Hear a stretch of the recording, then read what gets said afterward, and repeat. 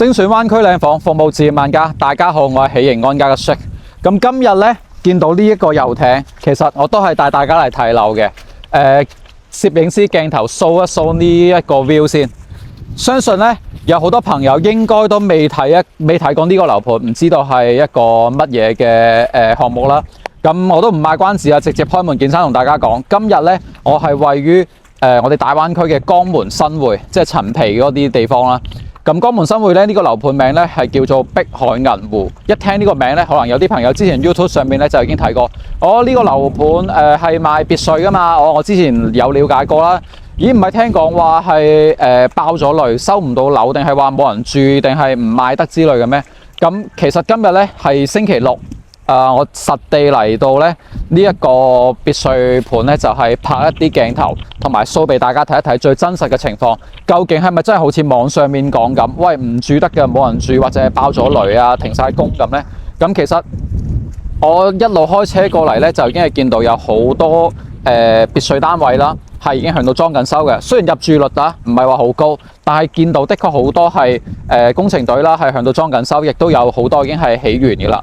咁呢個碧海銀湖咧，有好多朋友唔知道佢嘅項目嘅一個詳細嘅情況啦。咁其實呢個碧海銀湖咧係一個超級大型嘅生態別墅盤嚟嘅，佢係集咗山湖海全林於一體。譬如林就係呢個咁大範圍嘅紅樹林濕地公園咁嘅。咁呢個都係喺樓盤裡面嘅一個生態配套啦。咁成個樓盤咧，總共係去到3500畝，總共咧係有成3000幾套嘅別墅單位，係分咗7期去開發嘅。咁目前嘅話咧，佢嘅1期同埋2期咧都係已經係交付咗噶啦。最早期咧，呢個樓盤嘅發展商咧係世茂集團嘅。咁喺24年嘅時候咧，就已經變更為中國嘅 AMC 龍頭啦，資產管理公司中國信達去接管啦。咁中國信達接管咗之後嘅話咧，亦都係完美咁保證咗前期一啲交付使用，保質保量咁交樓。之前業主買到嘅承諾嘅一啲配套啊，或者咩嘅話咧，其實我哋而家都見到佢已經係向到兌現咗噶啦。咁等下咧，我哋就跟住鏡頭一齊去俾大家展示一下。咁我哋今日咧亦都會去到佢嘅實地樣板房，睇下佢目前開放嘅2個樣板間嘅。OK， 我哋跟住鏡頭一齊去睇下先。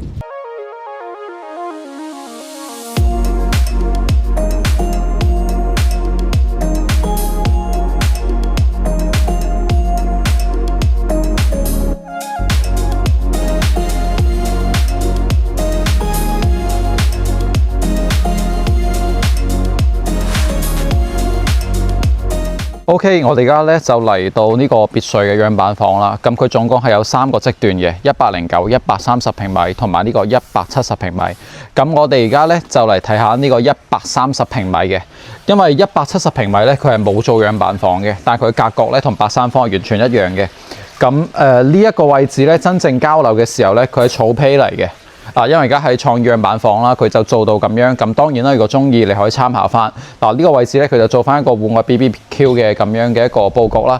成個別墅單位咧，佢係分主樓同埋副樓嘅。無論係樣板房定係到時交標都係咁。咁我哋先由佢嘅副樓呢邊睇下先啦。中間用呢個槽鋼層做咗個結構連板，咁樣去連通可以直接行過嚟。呢度咧係做咗一個套間嘅。咁俾咗好多人啦，就會覺得話呢個位置，要唔要到時俾啲菲傭啊姐姐向度住？但係其實呢個係個套間嚟㗎，我覺得如果咁樣真係太奢侈啦。呢個係一個，呢個係做到一個乾濕分離嘅套間，你去推一推，乾濕分離嘅套間。OK。咁由呢間房咧就係入戶嘅第一間房啦。咁呢個位置咧佢做咗一個茶室。咁其實咧前面咧我哋見到有啲業主咧係裝咗咧，將呢個位置係可以做翻玻璃嘅一個封頂嘅。你唔可以做石屎嚇，但係做翻玻璃嘅話咧，同物業呢邊報備係正常冇問題嘅。呢個130平米嘅話咧，我哋入嚟睇下呢個廳先。攝影師就唔使影我啦，推下個廳俾大家睇下。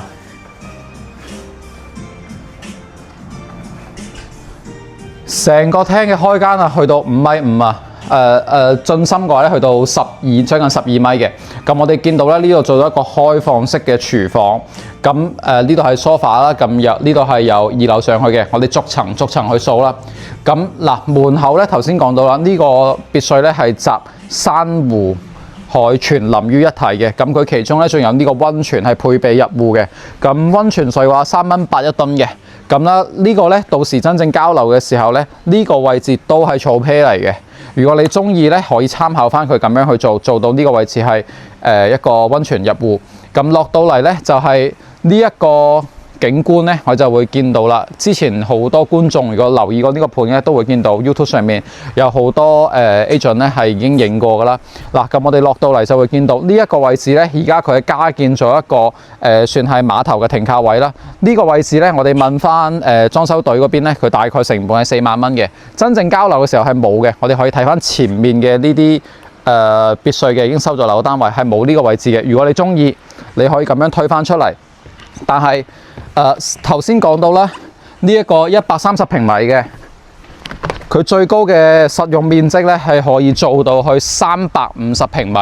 咁我哋由呢一個位置睇咧，就會直觀啲，佢究竟點樣做到可以350平米。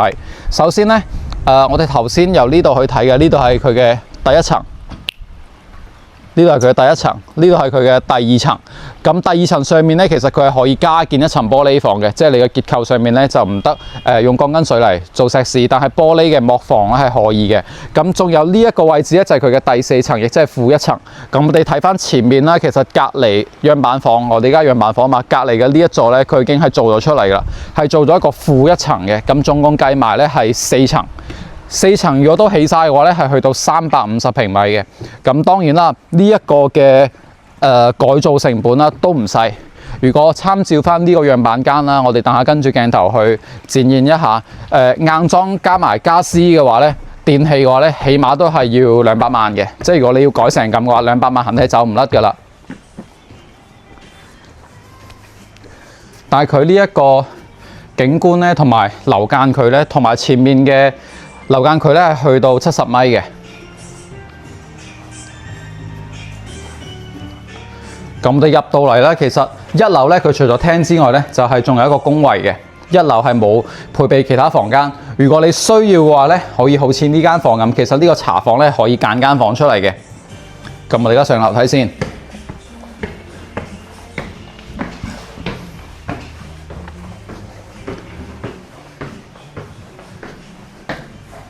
入到嚟之後嘅話咧，我哋先會見到有間客房。呢個客房咧一樣，佢都係一個大座獨立套間嘅。咁3邊上床位啦，每日朝頭早起身喺呢度呢一個 view 望出去南向嘅。其實呢個景觀嘅話咧，我哋係可以睇到日出嘅。咁呢邊望到咧就係江門嘅財神山啦，即係意頭都好好。呢個山佢本身個名就叫財神山。嗱，呢度係佢嘅獨立套間啦。再過嚟嘅話咧，呢度就係佢真正嘅主人房啦。哇！呢個景觀真係好無敵，好奢華，好似去咗啲泰國嘅一啲酒店咁。咁同埋佢呢個風格啦，咁我個人就覺得如果係想打造呢個度假 feel 嘅，浴缸就可以放喺度。但係個真正住起身嘅話咧，浴缸應該都係做翻呢個位會適合一啲。咁同埋佢呢個位置咧係做咗好大嘅一個櫃面啦，直接連到頂嘅。咁呢個儲物空間都係非常之實用嘅。我哋再出嚟睇下佢呢個陽台。除咗望湖景之外咧，頭先我哋講到啦，分主副樓，呢度係有一個 L 型嘅陽台。我哋可以通過呢個頭先講到嘅收樓之後嘅話，一個槽光層啦，會做翻一個連廊過渡。未收樓之前咧，其實佢係咁嘅，佢嘅承重結構就係一個槽光層。咁收樓之後咧，你就可以參照翻呢個做翻一個過渡啦，跟住做翻雙邊嘅一個透明玻璃啦，就向呢度可以做翻一個副樓嘅天台位。咁其實呢啲位置咧，向到做翻個遮啊，跟住平時同啲朋友向到飲下茶啊、飲下咖啡啊、食下雪茄或者燒烤，我覺得都係好正嘅。咁如果要再加建嘅話咧，其實就係向呢個位置，佢係可以加建多一層出嚟，但係嘅結構上面咧就係要玻璃結構。其實我哋而家睇翻前面呢度咧，有一個搭咗棚嘅，未拆排山嘅，佢嗰度就已經係起緊第3層啦。但係我哋應該鏡頭隱約會見到，佢就係鋁窗玻璃嘅幕房嘅一個結構，你係唔可以起石屎嘅。OK， 我哋入翻嚟先。如果好似咁樣起嘅話咧，你有邊個位置上去咧？咁就肯定唔係由呢啲露天嘅位置搭條梯上去。你上去點上？我哋鏡頭梳一梳俾你睇。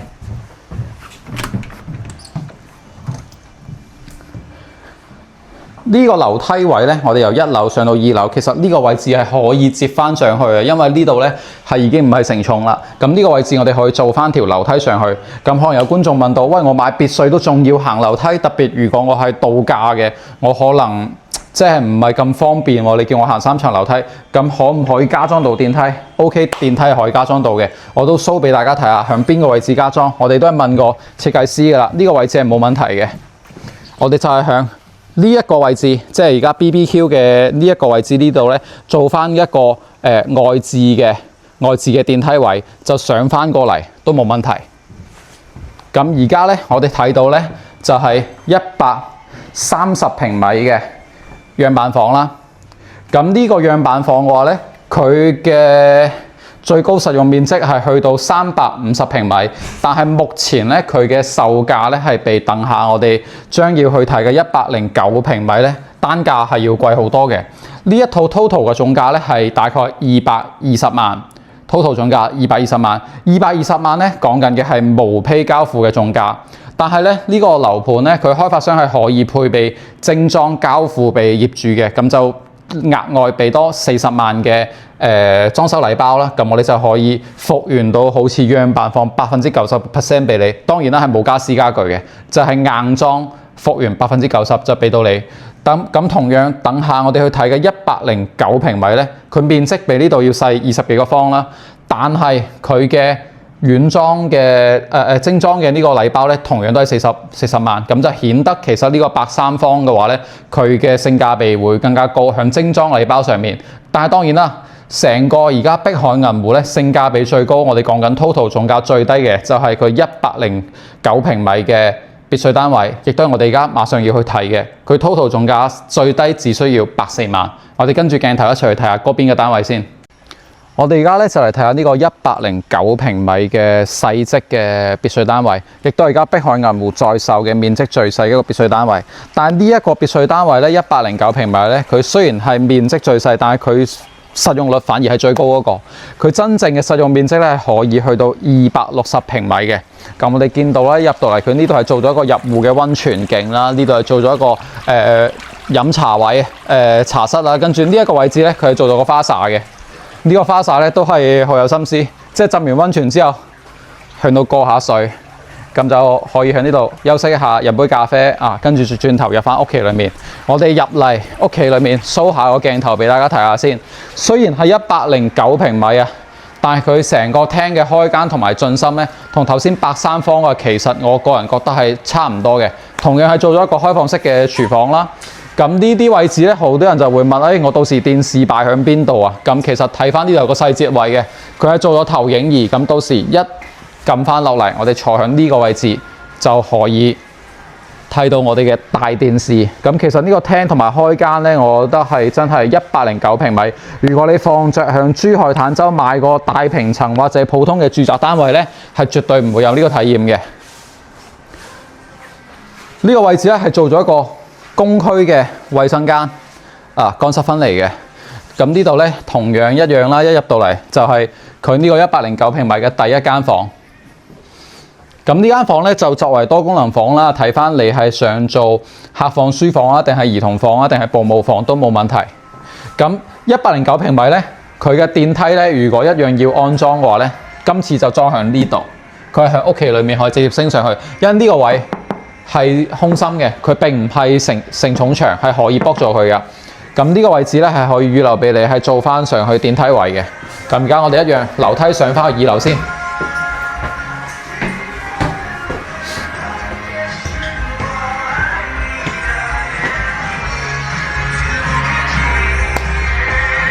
嗱，呢度一上到嚟咧，哇！佢個 HiFi 開到好大，我哋可以感受下。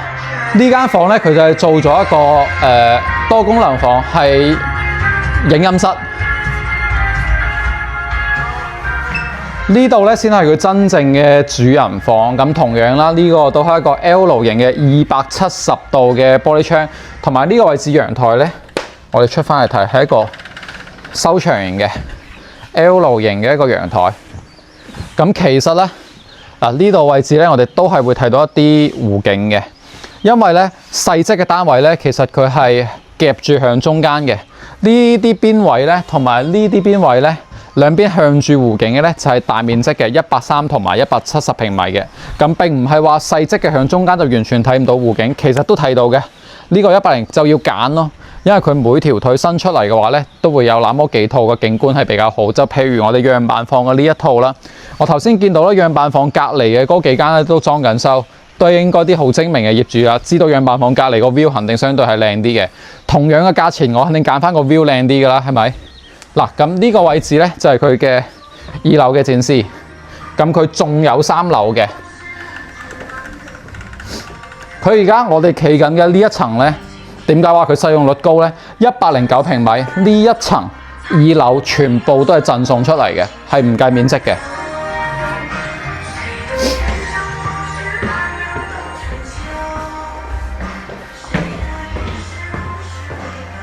上到3樓咧，佢會有一個獨立嘅套間，我個人比較中意呢個房間嘅。3樓呢個床位獨立衛生間啦、套間啦，跟住呢度咧係做咗一個戶外嘅按摩泳池。嗱，喺呢一個樓層咧，我哋就見到啦，佢嘅湖景啦，一覽無遺嘅。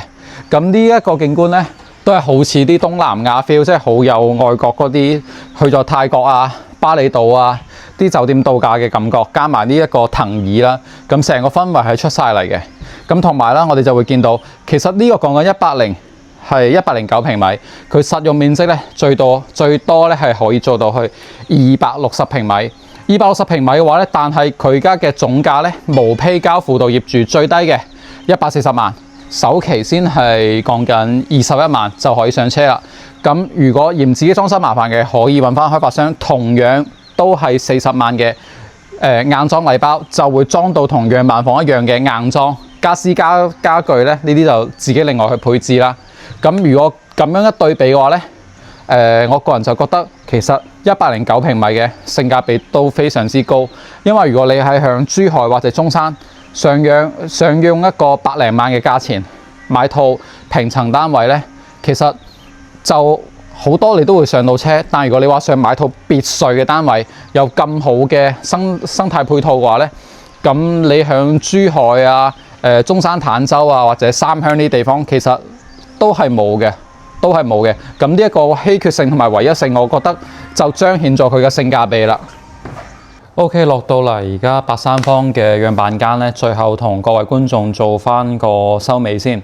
首先啦，講翻幾個街坊都會關注嘅問題，即係第一個最緊要嘅，買咗呢一個別墅單位，我究竟會唔會話好似 YouTube 上面見到啲咁啊？話喂收唔到嘅，俾咗百幾萬、200萬裝埋收幾百萬大嗱，跟住就唔見咗噶啦。到時錢又俾咗，樓又收唔到。咁根據我哋過嚟最直觀嘅一個去睇嘅話咧，我哋發覺前面嘅的而且確全部已經係收咗樓噶啦，1期、2期、3期嘅一區亦都係收咗樓嘅。咁而家唯一未收樓嘅咧，就係未起嘅後面嘅4、5、6期啦，同埋起緊嘅3期2區係要到27年嘅年底先至收樓嘅。咁因為頭先都講到啦，換咗開發展商之後話咧，佢而家接管嘅中國信達，咁呢個係一個資產實力非常之雄厚嘅資產管理公司，亦都係央企背景嘅，咁所以喺保交樓啊同埋保質量去交樓嘅呢個層面上面咧，我個人覺得係冇問題嘅。咁第二個點咧就係講到話，喂，究竟呢個別墅性價比高唔高？咁就要睇翻你點樣去對比啦。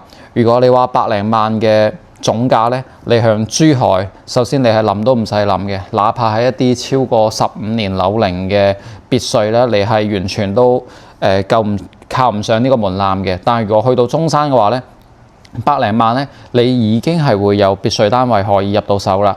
但係中山嘅別墅咧，係絕對唔會有呢一種嘅景觀啦，呢種嘅湖景啦、濕地公園啦，或者一啲咁樣嘅低密度同埋咁樣嘅樓間，佢仲要咁高實用率。目前中山上面咧係仲未有咁樣性價比嘅產品嘅。咁第三個點啦，就係喂，交通方唔方便先？咁我哋今日咧就由珠海公司出發啦，開車過嚟，我哋用咗40分鐘嘅。咁如果你係要由港珠澳口岸嘅話咧，全程高速，其實一落咗高速，之後大概開多8到9分鐘啦，就已經到咗銷售中心噶啦。咁全程嘅話咧，咁都係要60分鐘嘅。咁講真，你就要睇翻係咩嘢人群啦。如果你話剛需嘅、上班族嘅呢啲咁嘅產品，完全就唔係需要你考慮嘅。但如果你話係度假退休嘅，或者啲海歸人士啊，想向內地呢邊置業翻一套樓，久不久回來住一次咧，咁呢個單位咧就係適合你哋可以去選擇嘅，係你哋可以去考慮嘅範疇。咁今日呢條片咧就做到播到嚟呢度啦。咁希望呢個鏡頭咧可以幫大家咧客觀咁去睇一睇呢個碧海銀湖必需產品。關注我哋嘅 channel，下期嘅話我哋繼續做一啲有價值嘅分享啦。拜拜。